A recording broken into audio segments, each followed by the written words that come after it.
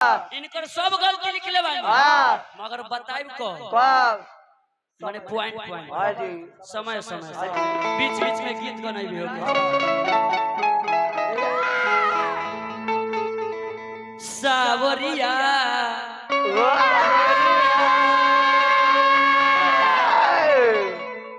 सावरिया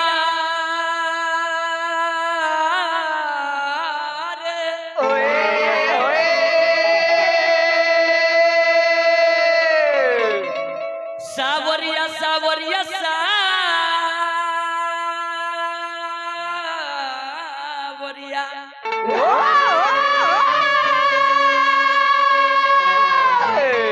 अब सावरिया सा सा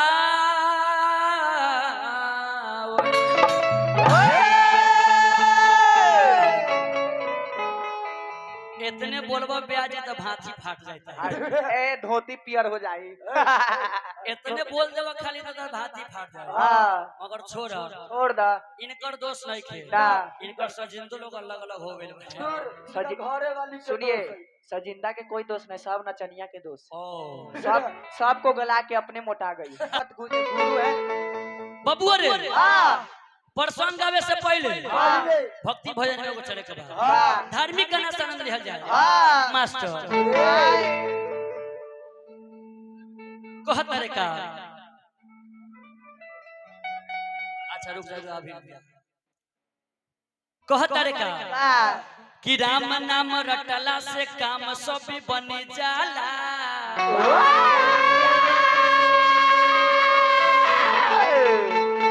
पढ़ इतिहास मिली साच परमान बा।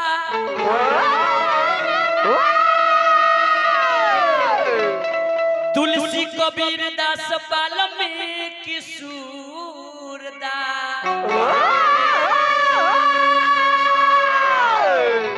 गिधबो भीतर गईले कहत वेद पुराण बा।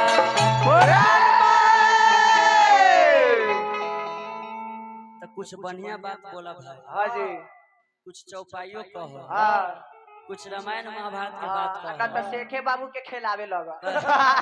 शुरू होते होते भूत पकड़ ले रहे। हाँ जी गीत गावत रहले शेख बाबू कहने से बैकर से बोलत रहे कौन देवी हते पक्कल देवी महेश्वर भैया चाचा जी जिंदगी बाद 4 दिन के ये जिंदगी बाद 4 दिन के यही 4 दिन के जिंदगी में सब काम करे के बा हरि के नाम भी भज लेवे के बा। यही 4 दिन के जिंदगी मनुष्य के शरीर बा मनुष्य के शरीर बड़ी भाग से मिलेला मनुष्य के शरीर चाचा जी बड़ी भाग से मिलेला। ई बढ़िया कर्म करब पहला जन्म में न ई जन्म में अगर बढ़िया कर्म करब हरि के नाम भजब तबे अगला जन्म में तोरा मनुष्य के शरीर अगला जन्म में है। आज न त केकरो चोरा के जनेरा काटब त गधा वाला जन्म मिलते हो। एहो ठीक है कि जनेरा भी लोग चुरा के काट लेता है। हां जी बबुआ रे भैया तो 4 दिन के जिंदगी गुमान न करे के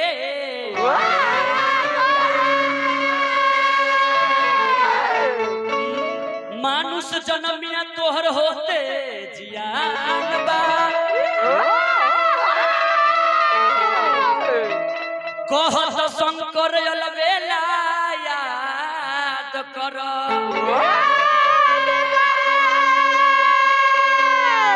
जेकर कृपा से चलत जा। ये सब कुछ अच्छा बात कहो तो खड़ा हो जाओ तो भूत खेली करता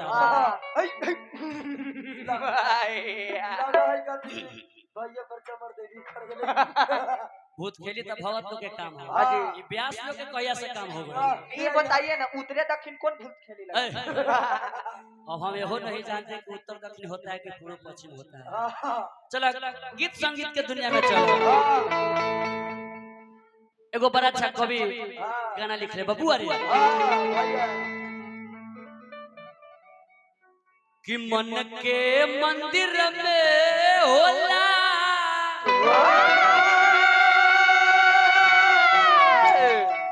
अरे की मूर्ति भगवान के मन के मंदिर में होला मूर्त भगवान के कहल गइल बा कि मन चंगा तो कठौती में गंगा मन चंगा तो कठौती में गंगा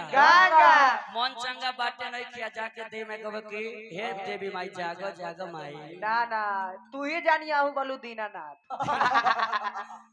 मन चंगा रखबो तो पूजा सफल होई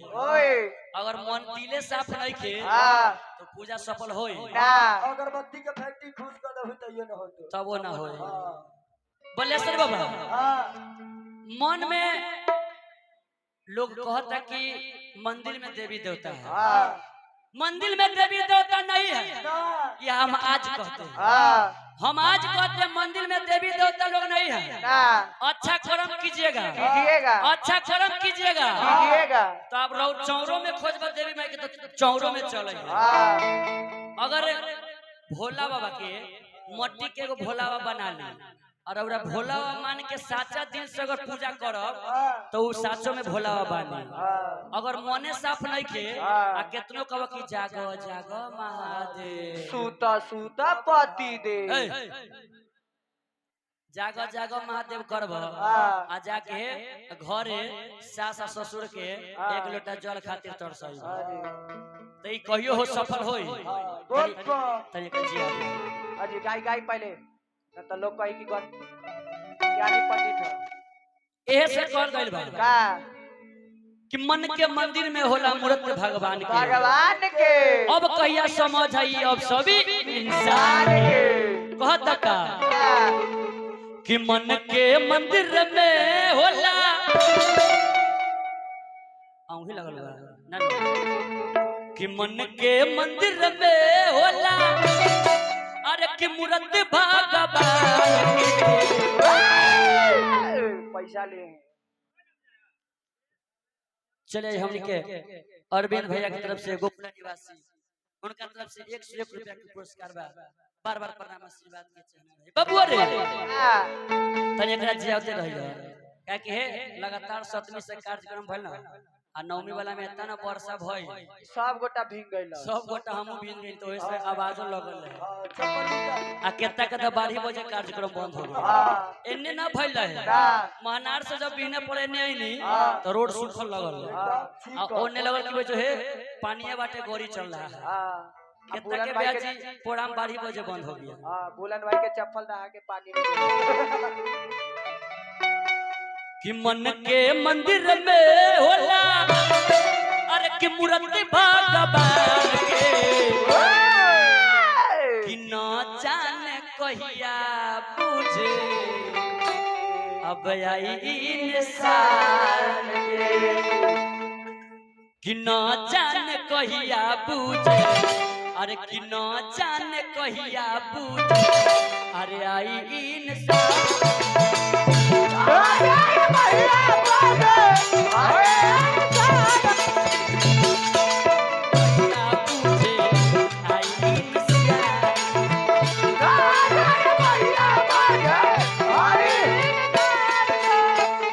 मन के मंदिर में होला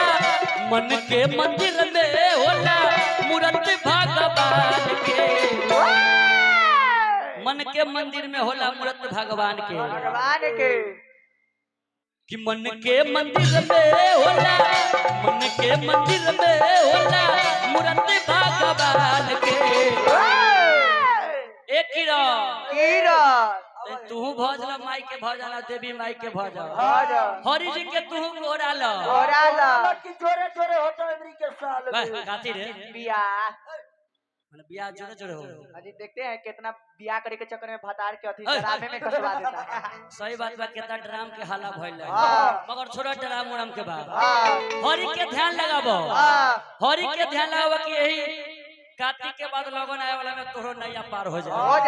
छोड़ दूगो कहत रे का कि मन के मंदिर में होला मन के मंदिर में होला मूर्त भगवान के अरे कि न जाने कहिया बूझ अरे कि न जाने कहिया बूझ आई इंसान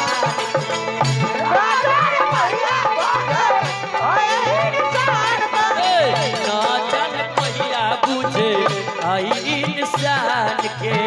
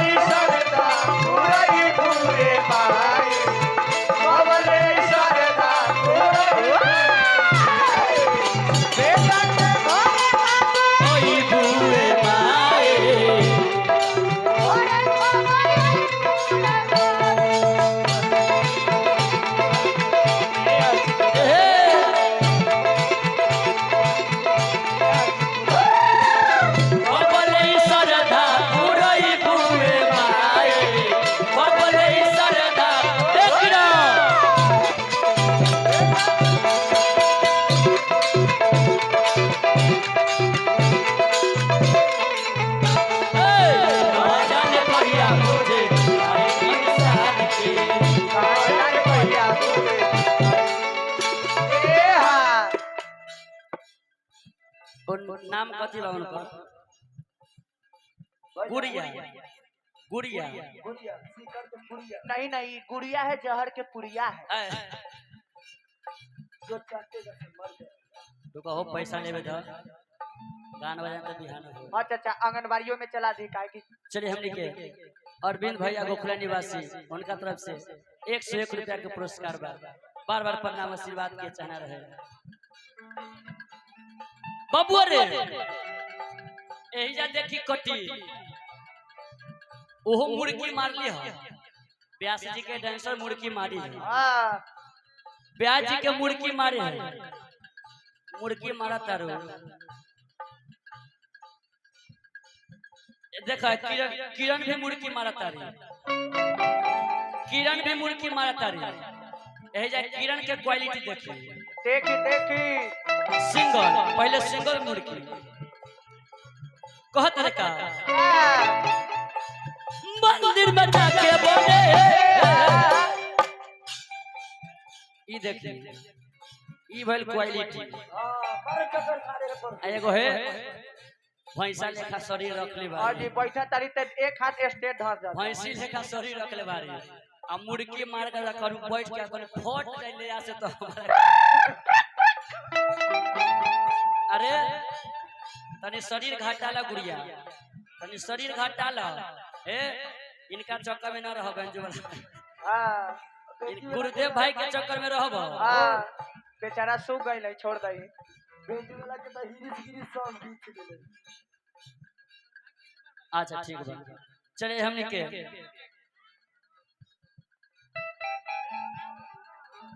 अच्छा चलो भोर पड़ गए वाह चलिए हम लिखे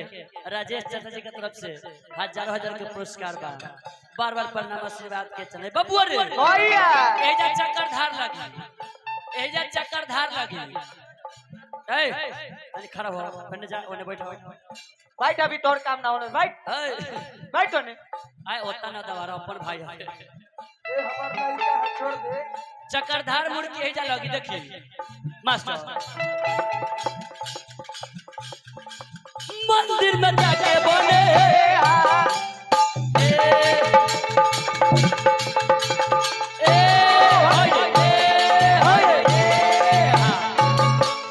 मारे लगबो मोरू की लौके लागी पूरा की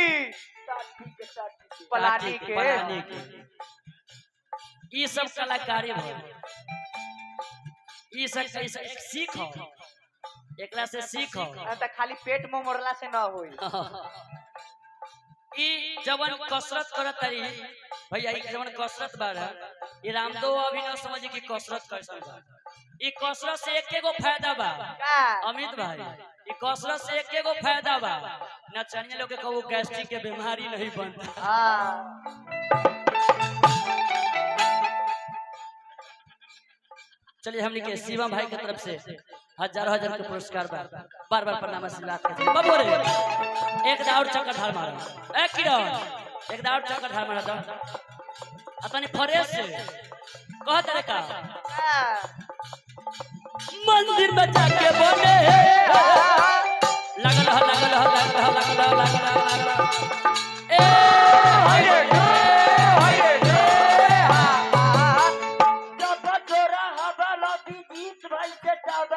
कथी के राम नाम के बबुआ आज ये विजित भाई के कुटिया पर अच्छा ठीक बा राम नाम के दवा हम बेचत है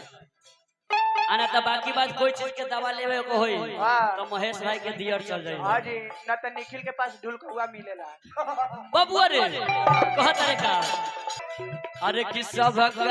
के इज्जत करी हो अरे मनमा में